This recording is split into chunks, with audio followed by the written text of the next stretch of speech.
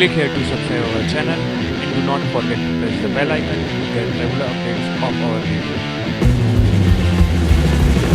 Hello friends, good evening to all of you. So I am back with another video on sociology optional subject for UPSC CSE mains examination. In this video we are going to cover cooperatives under rural and agrarian transformation India. So friend, please do these shares, share as much as possible so that more and more people will get benefited. Comment and like the video, and now you can also follow us on FB page, that is facebook.com/Unorthodox Academy. So friend, as you know that we are covering slot 4, that is work, economic life, agriculture and industry, and paper 1 we have finished topic 6, that is work and economic life, and in paper 2 we are presently continuing rural and agrarian transformation India. Its first topic, that is programs of rural development, community developments, which we have already covered, and this video we are going to cover the cooperatives. So the literal meaning of cooperative is to work together. Hence, cooperative institution can be identified as a group of small traders, peasant, artisans, and craftsmen who form an organization on voluntary principle, on equality terms for the common goods of the group. So basically the cooperative movement in India has its origin in agriculture and allied sectors, and the first Cooperative Credit Societies Act was enacted in 1904, so that we can say that it is started during the British rule. So subsequently a more comprehensive legislation called the Cooperative Societies Act was enacted, and this act provided for the creation of the post of registrar of cooperative societies and registration of cooperative societies for various purpose and audit. So under the Montague and Chelmsford reform of 1990, cooperation became a provincial subject and province were authorized to make their own cooperation laws. So under the Government of India Act 1935, cooperatives were treated as a provincial subject, and the cooperative societies is a state subject under entry number 32 of the state list of the Constitution of India.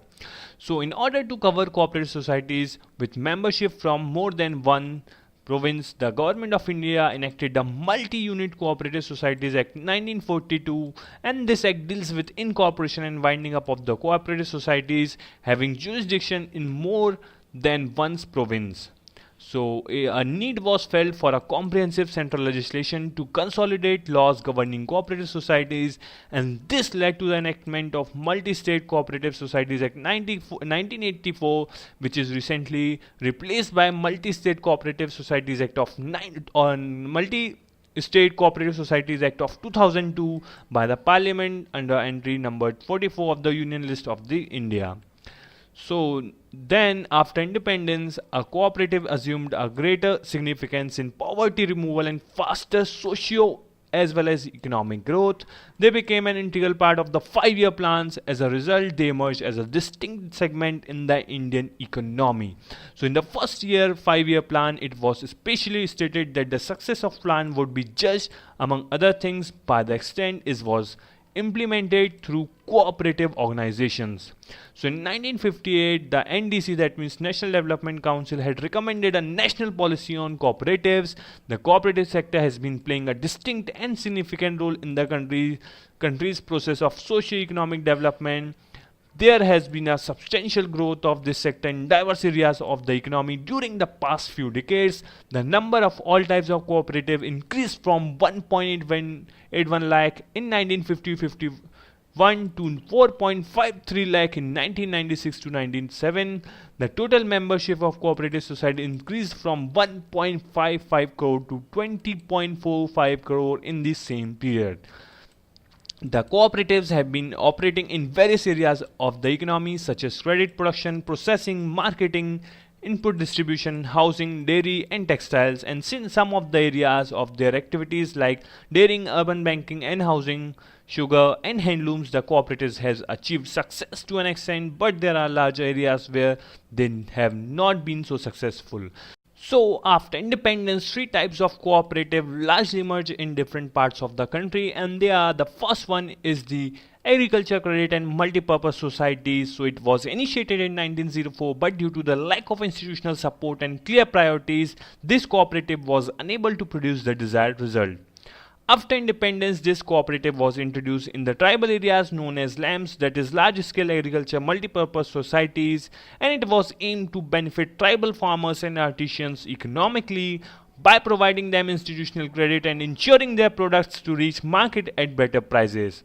And the second type is dairy cooperatives. So Professor Varghese Kurian introduced dairy cooperatives in 1980s in Anand district of Gujarat, and within few years India became the larger producer of milk and milk products. So as you know that the Anand district of Gujarat, or basically its dairy initiative, is now a big farm in at the present time, and it is the Amul, which is Anand Milk Union Limited. So many states were inspired from the Amul, and similar concepts were introduced in Maharashtra, Karnataka, Haryana, UP, Bihar, and almost is cooperative in all parts of the country more or less successfully. And the third type is the sugar cooperatives. So in 1980s, sugarcane farmers of 100 villages form a cooperative and introduce crop insurance, institutional credit, automatic repayment, irrigation facilities, poultry, and etc. So all with these facilities, high yielding varieties, chemical fertilizers, research information, soil testing, etc. has also been provided. So Sharad Joshi was the pioneer of cooperative movement in Maharashtra, and later it was extended to orange, grapes, onion, and other producers also. So basically the failure of cooperatives can be attributed to the dormant membership and lack of active participation of the members in the management of cooperatives. And the second failure is because of the mounting overdues in the cooperative credit institutions. Third one is lack of mobilization of internal resources and over dependence on government assistance. Fourth one is lack of professional management. Fifth one is bureaucratic control and interference in the management, and the sixth one is the political interference and over politicizations have proved harmful to their growth. So these are the areas which need to be attended to by evolving suitably legislative and policy support. So for the success of any development effort in the agriculture sector is to synergize with the effort in the cooperative sector. So development of cooperative sector has many benefits. It will involve all sections of the society in development efforts. Cooperative sector of Indian economy has a spiritual content too when it was led by Vinoba Bhave.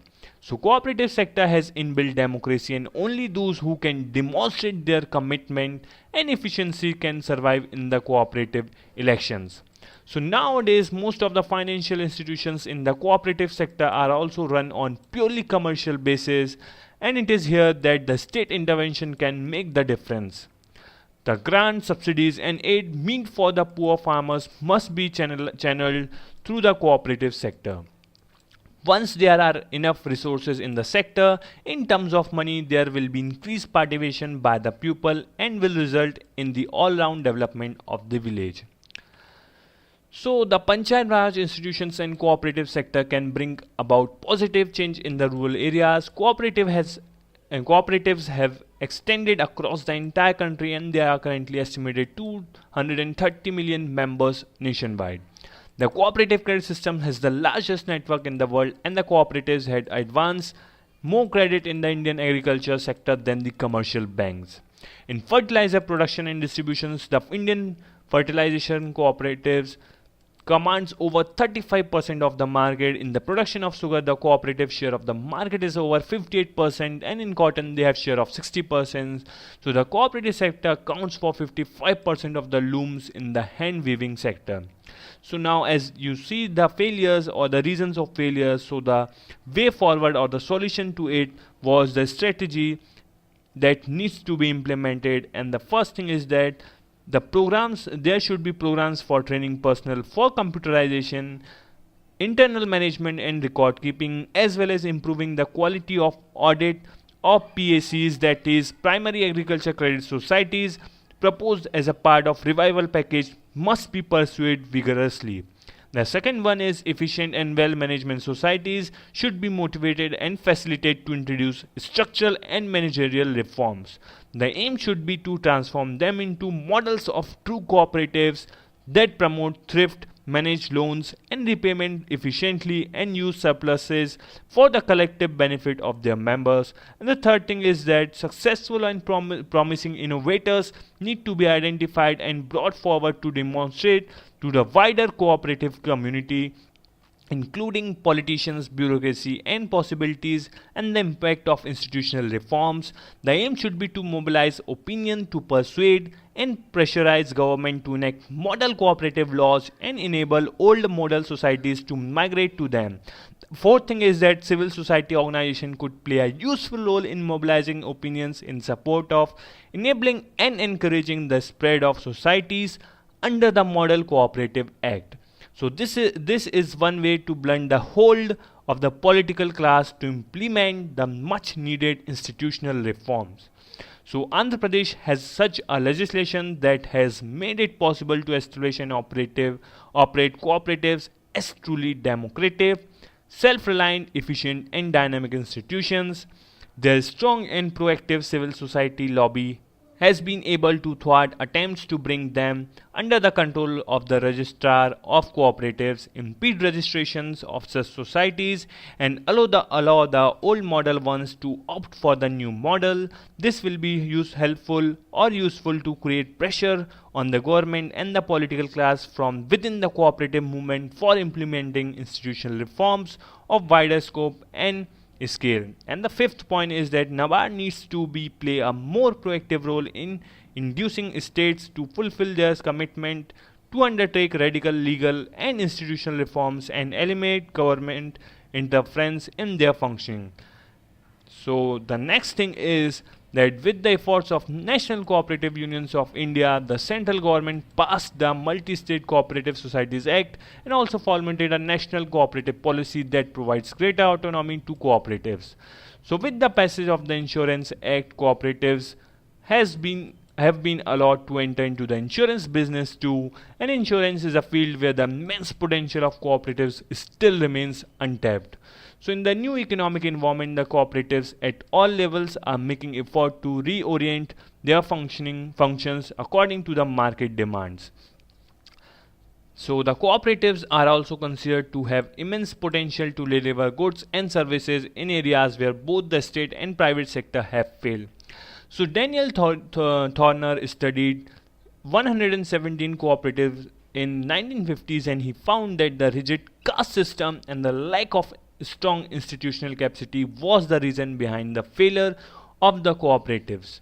And then there is also a study by Sujata Patel. In her study, he found that the rigid caste system never let farmers unite for the common purpose on equality basis, which also defeated the purpose of cooperative. So unlike Australia and New Zealand, the cooperatives in India has not very successful. Though Gujarat reasonably have done good in this sector, but other parts of country do not have good experience of it. But from last few decades years, dairy cooperatives are doing well in North India, maybe due to the weakening of the caste system and liberalization of the economy. And one should hope that in coming days, in another sector, it will do good, like vegetables, arts and crafts and etc. So thank you guys for listening me and watching this video. Thank you.